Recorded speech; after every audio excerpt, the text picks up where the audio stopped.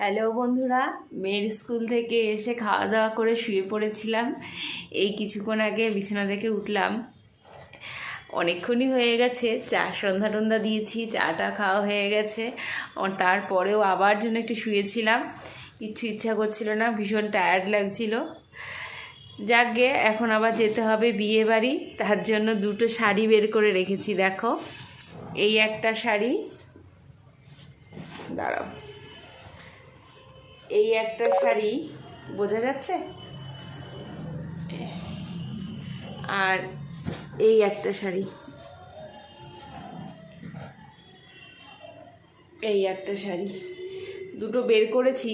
বুঝতে পারছি না কোনটা পরলে বেশি ভালো লাগবে। মেয়ে যে বলবে, মেয়েও বাড়িতে নেই, মেয়ে গেছে পড়তে। মেয়ে আসুক, মেয়ের অপেক্ষা করি। মেয়ে 7টা সাড়ে 7টার মধ্যে বাড়ি চলে আসবে, তারপরে রেডি হয়ে আমি আবার আসি।